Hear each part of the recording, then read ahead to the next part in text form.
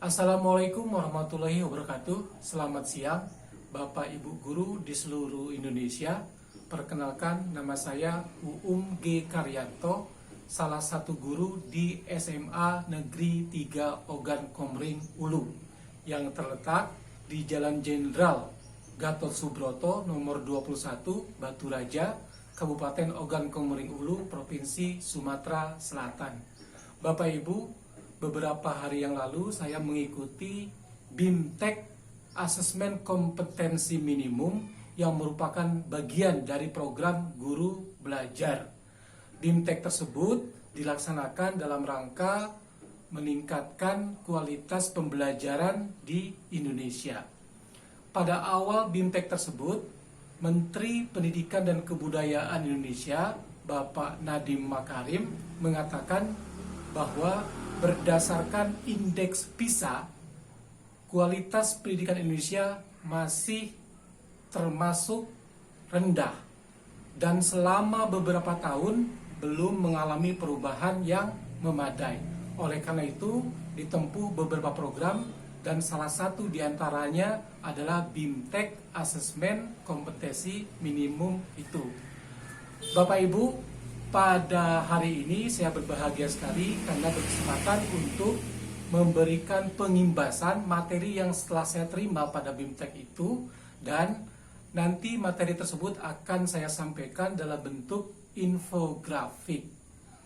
Untuk itu, Bapak Ibu sekalian, marilah kita ikuti materi tersebut. Selamat mengikuti. Baik Bapak Ibu sekalian, keprihatinan yang telah dikemukakan oleh Menteri Pendidikan dan Kebudayaan sebagaimana telah dikemukakan di awal tadi itu menyangkut, intinya adalah pada perubahan dari fokus pembelajaran yang selama ini lebih kepada konten, sedangkan yang diinginkan sekarang ini lebih berfokus pada kompetensi siswa. Kompetensi siswa ini sangat penting dalam rangka menghadapi tantangan zaman kita saat ini yang telah memasuki abad ke-21. Dua isu yang penting itu adalah, yang pertama adalah kecakapan hidup abad 21, dan yang kedua bagaimana profil pelajar Pancasila. Kecakapan hidup abad ke-21 itu meliputi kecakapan berpikir kritis dan pemecahan masalah. Yang kedua, kecakapan berkomunikasi. Yang ketiga, kecakapan kreativitas dan inovasi. Dan yang keempat adalah kecakapan kolaborasi.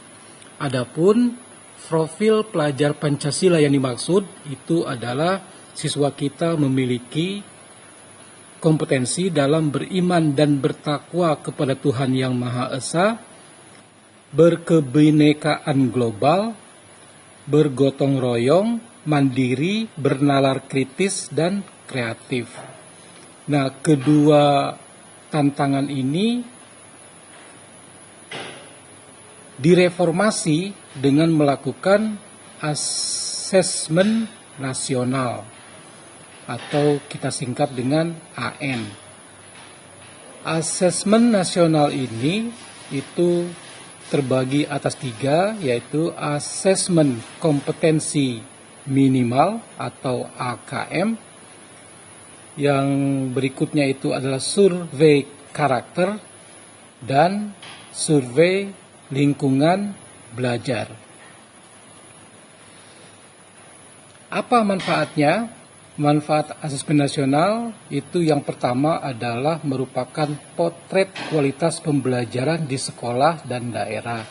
Jadi dengan adanya asesmen nasional itu diharapkan bahwa kita dapat melihat gambaran yang objektif tentang bagaimana potret kualitas pembelajaran kita. Manfaat yang kedua itu adalah sebagai umpan balik peningkatan kualitas pembelajaran di sekolah dan di daerah. Nah, berdasarkan potret dan umpan balik tersebut, maka hasilnya itu dapat dijadikan sebagai dasar untuk penyusunan program peningkatan kualitas pembelajaran. baik di sekolah secara khusus maupun di daerah. Pertanyaan yang sering timbul terkait dengan asesmen nasional ini adalah apa sih itu asesmen nasional? Kemudian apakah itu pengganti ujian nasional? Dan apakah perbedaan antara asesmen nasional dan ujian nasional?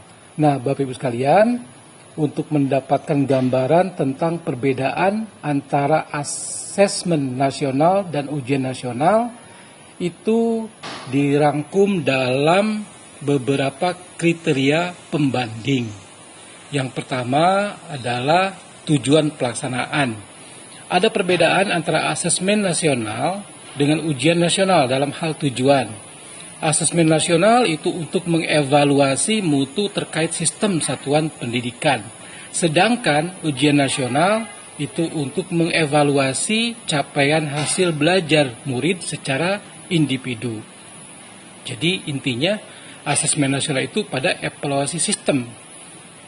Dengan itu maka dapat ditentukan langkah untuk mengatasi atau memperbaiki sistem pendidikan kita. Sedangkan dari ujian nasional kita hanya mendapatkan gambaran capaian murid secara individu. Sedangkan program pembelajaran yang telah dilaksanakan itu tidak bisa dievaluasi. Yang kedua, kriteria pembandingnya itu adalah jenjang penilaian. Ini kita lihat memang berbeda. Kalau asesmen nasional itu dilakukan terhadap SD dan MI sampai kepada jenjang pendidikan dasar dan menengah, termasuk program kesetaraan, sedangkan ujian nasional itu hanya dilakukan terhadap siswa SMP MTS, SMA MA, dan SMK. Kriteria pembanding berikutnya adalah level siswa. Asesmen nasional itu sasarannya adalah siswa kelas 5, itu berarti di SD ya, kelas 8 di SMP, dan kelas 11 di SMA, MA, SMK. Sedangkan ujian nasional itu level siswa yang menjadi sasaran itu adalah siswa tingkat akhir pada setiap jenjang. Kriteria berikutnya adalah subjek siswa. Dalam asesmen nasional, yang menjadi responden itu adalah siswa yang dipilih secara acak untuk mengikuti asesmen nasional. Sedangkan dalam ujian nasional itu seperti sensus, semua siswa mengikuti ujian nasional. Kemudian perbedaan berikutnya adalah dalam hal model soal. Model soal yang digunakan dalam asesmen nasional itu meliputi pilihan ganda kompleks, menjodohkan, isian singkat, dan uraian.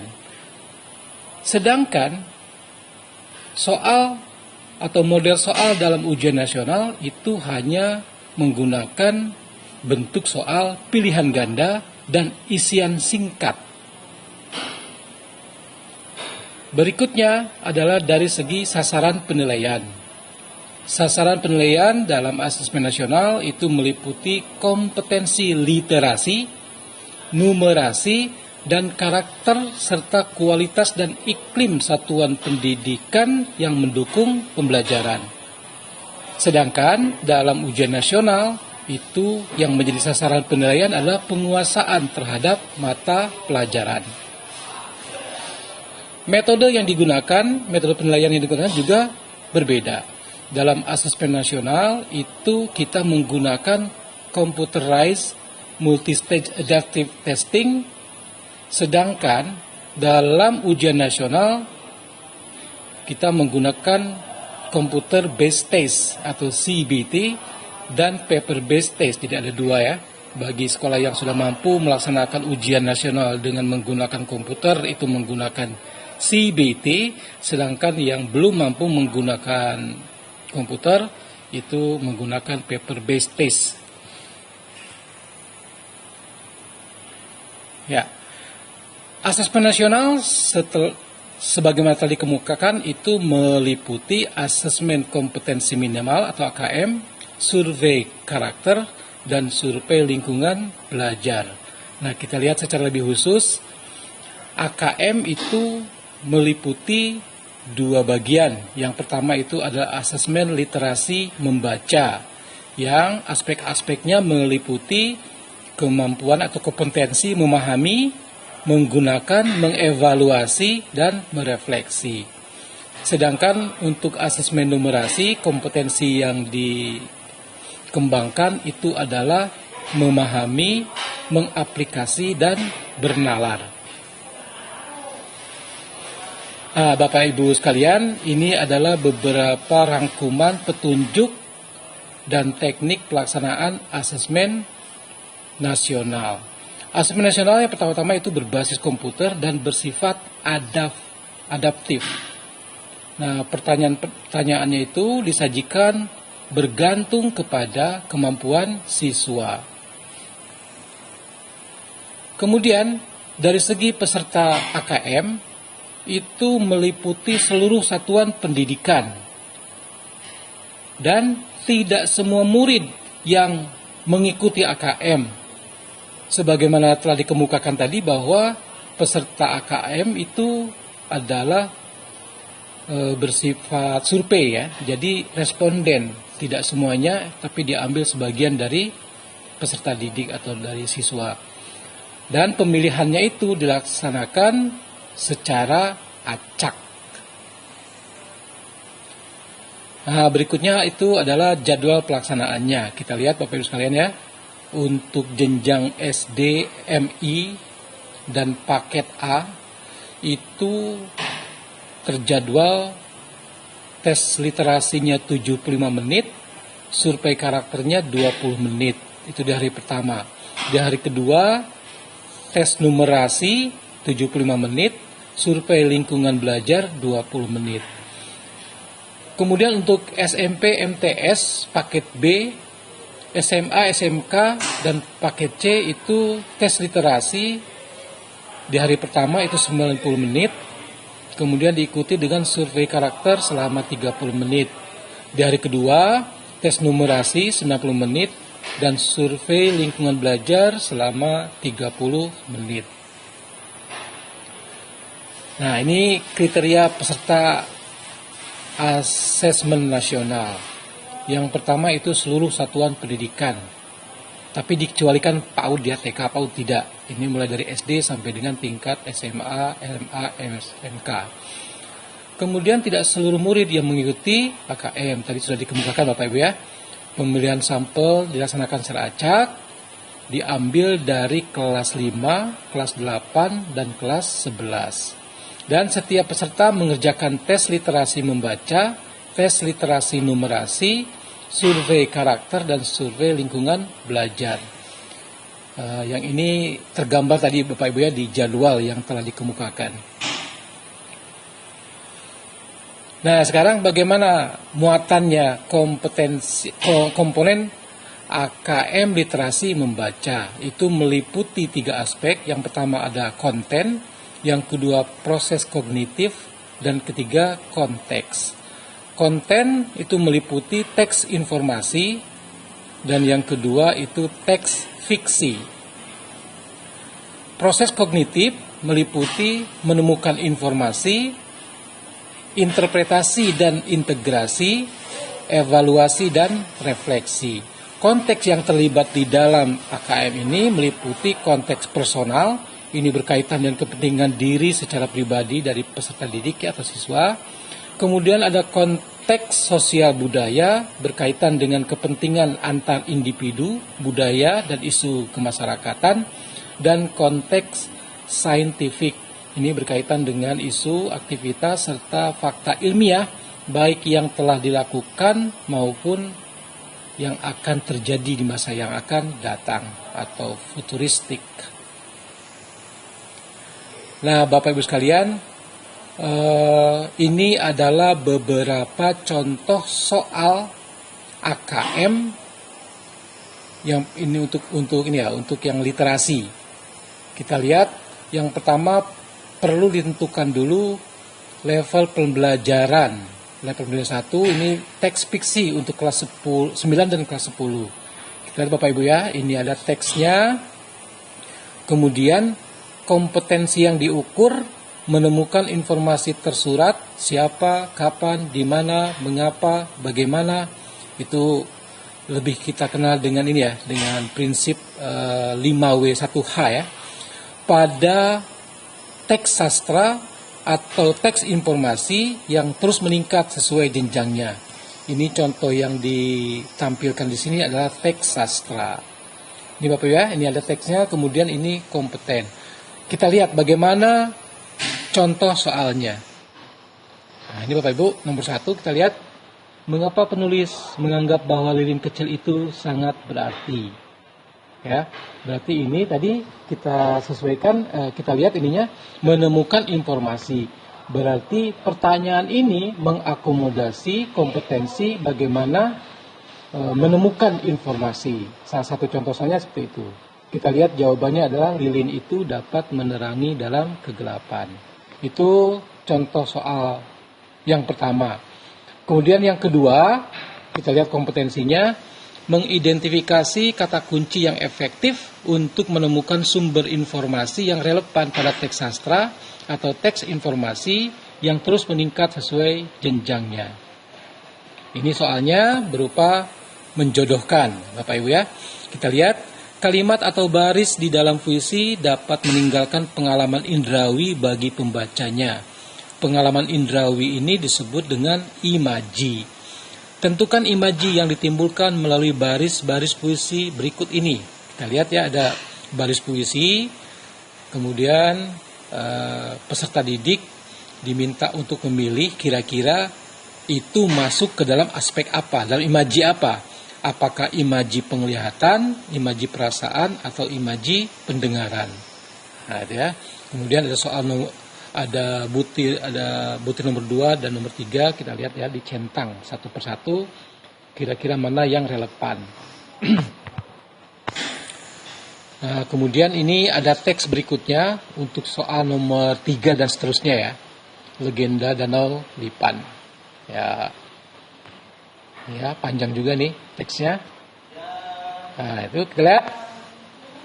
Kompetensi yang diukur menganalisis perubahan pada elemen intrinsik, kejadian, karakter, setting, konflik, alur cerita pada teks sastra yang terus meningkat sesuai jenjangnya.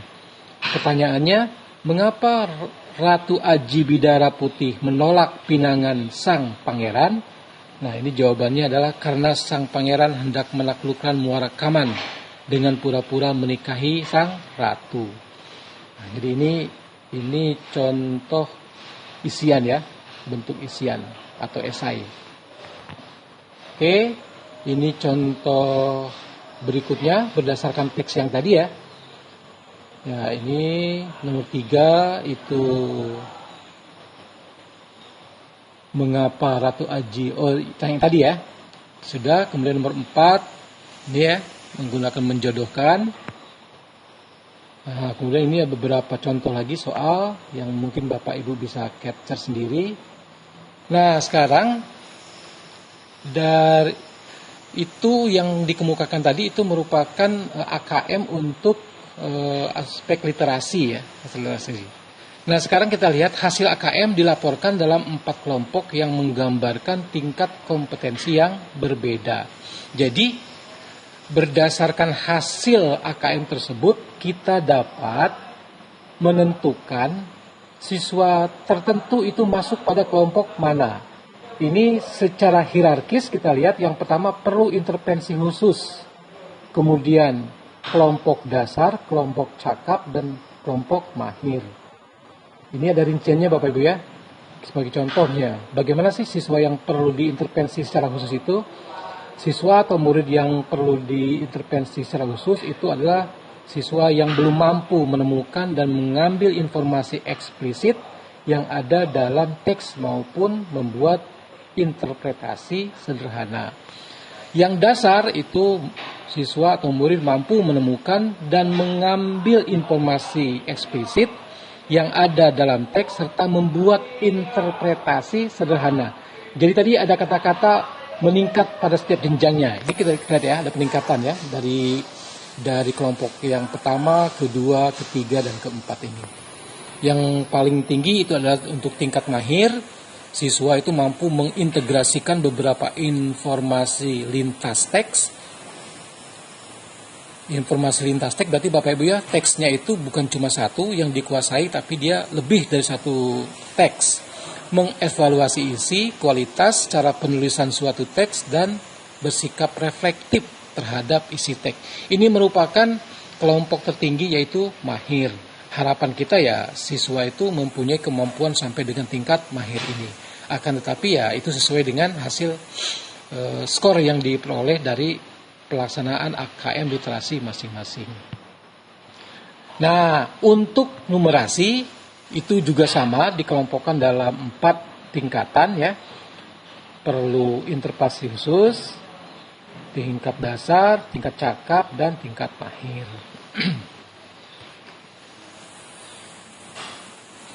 Ya, Bapak Ibu sekalian, pada awal infografik tadi telah dikemukakan bahwa fokus asesmen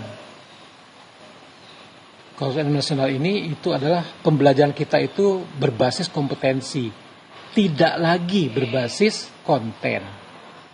Ya, nah, jadi kompetensi ini. Kita lihat Bapak Ibu sekalian, ada perbedaan antara pembelajaran berbasis kompetensi dan pembelajaran yang berbasis konten. Coba kita lihat satu persatu Bapak Ibu ya. Yang pertama itu pada pembelajaran berbasis kompetensi itu berpusat pada kebutuhan. Sedangkan pada pembelajaran berbasis konten itu berpusat pada materi pembelajaran.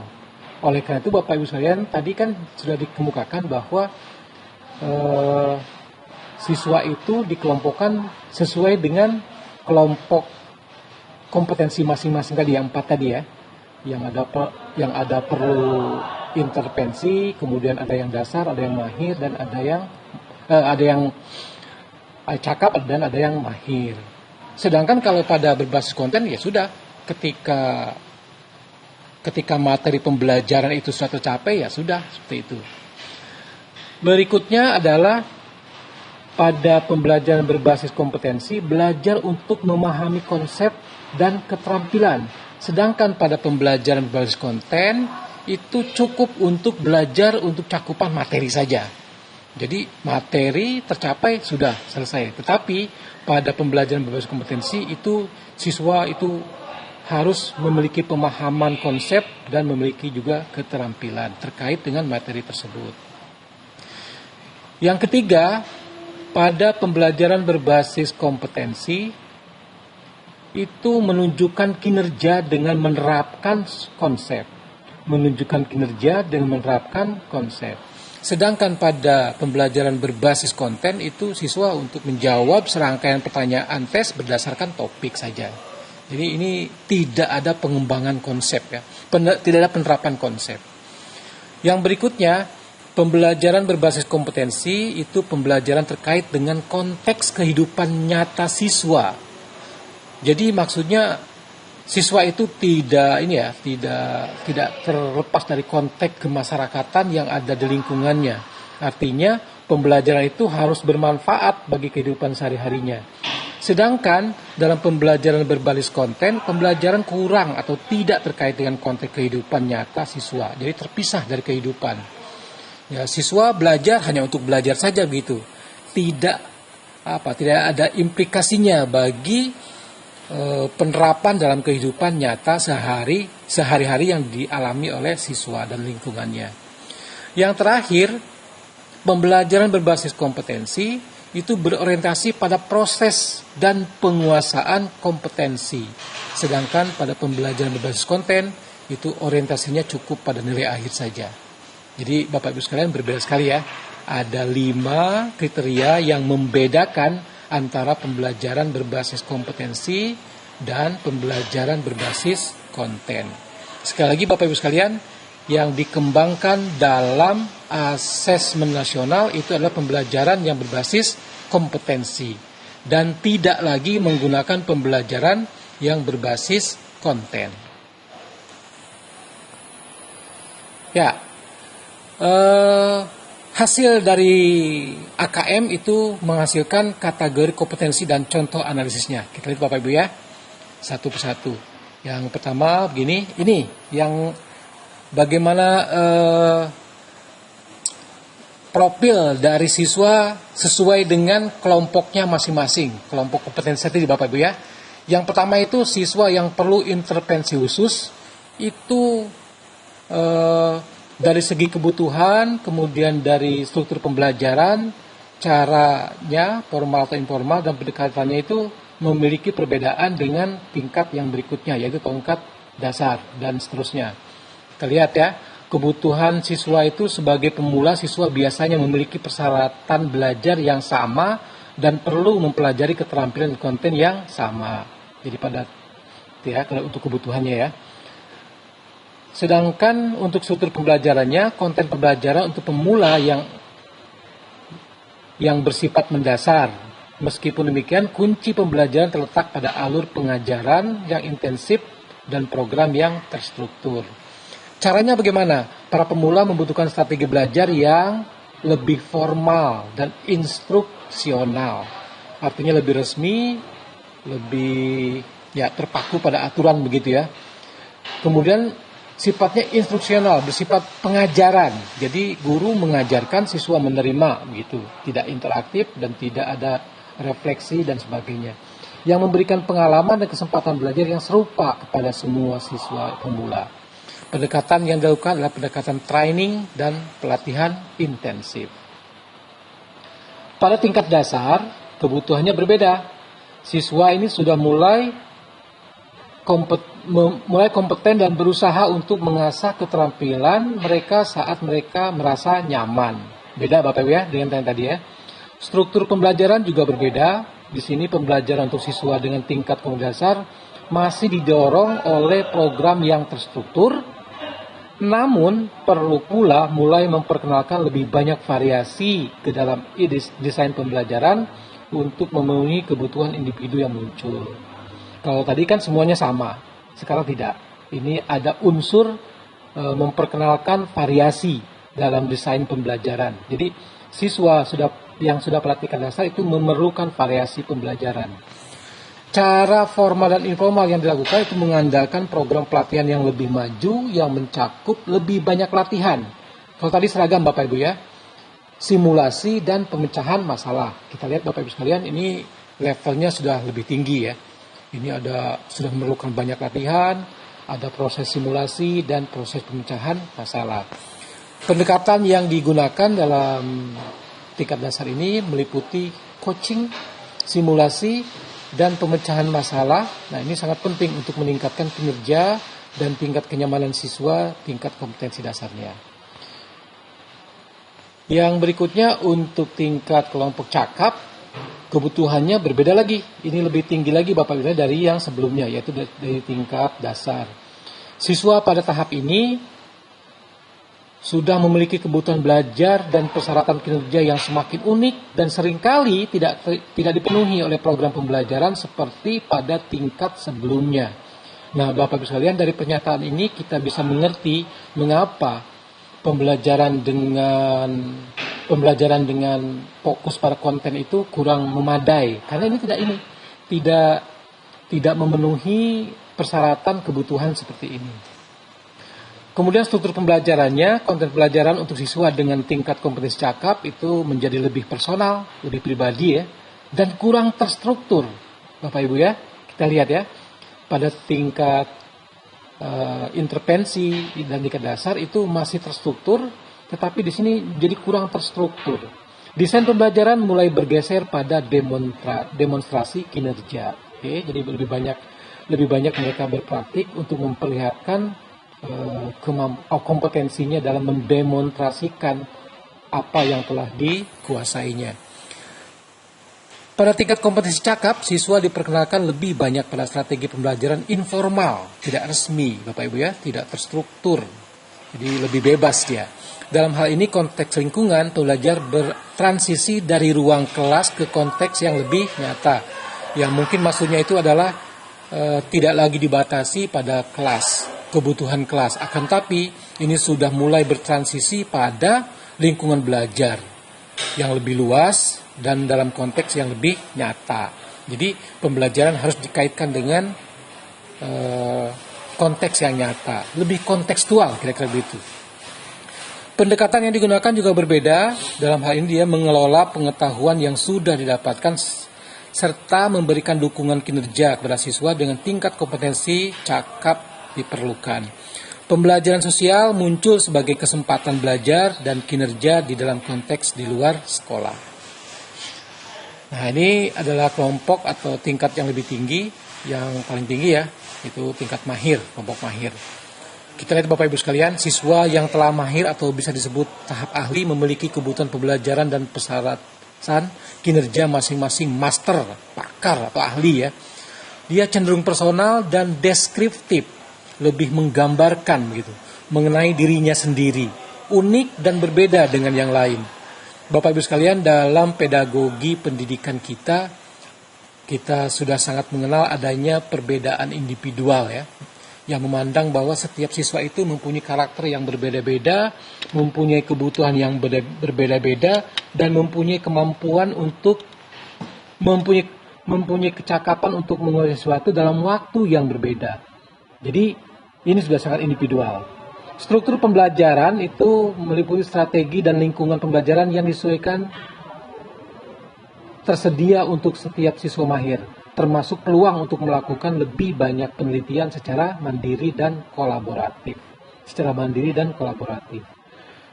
Bagi siswa yang tingkat kompetensi mahir, pembelajaran merupakan aktivitas berbasis teman sebaya. Jadi mereka lebih berinteraksi dengan teman-temannya, kolaboratif, bekerja sama, bagaimana memecahkan masalah secara bersama-sama, dan sosial, mereka belajar dari satu sama lain. Lebih lengkap Bapak ya. Pendekatan yang sifatnya kolaboratif adalah kunci bagi siswa mahir, termasuk pembelajaran yang melibatkan kemampuan untuk belajar melalui inovasi dan proses penemuan. Menjadi guru, mentor, dan pelatih bagi orang lain adalah strategi pembelajaran penting lainnya. Jadi Bapak Ibu sekalian, kita lihat adanya keterlibatan teman sebaya.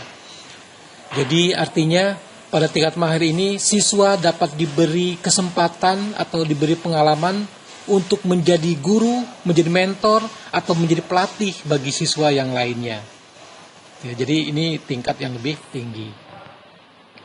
Nah Bapak Ibu sekalian, jika asesmen nasional itu kita pahami, maka kita mendapati ada semacam segitiga belajar, gitu ya.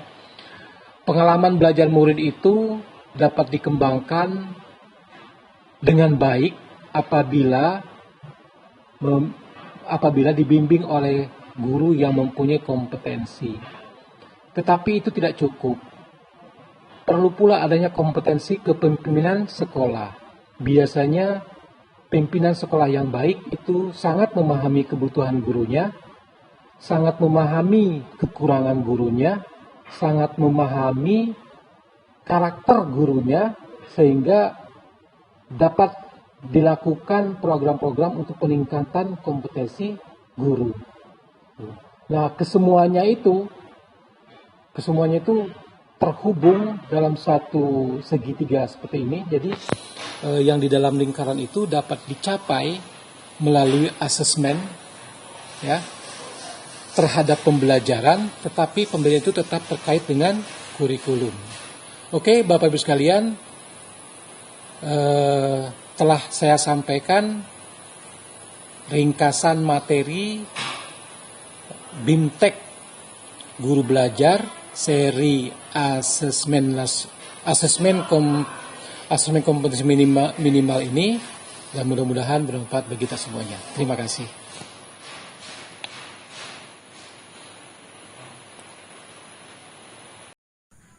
Demikianlah Bapak Ibu sekalian presentasi pengimbasan yang telah saya lakukan. Mudah-mudahan ini ada manfaatnya bagi kita semuanya. Terima kasih atas perhatian Bapak Ibu sekalian. Mohon maaf kalau ada hal-hal yang kurang berkenan di hati Bapak Ibu sekalian. Assalamualaikum warahmatullahi wabarakatuh.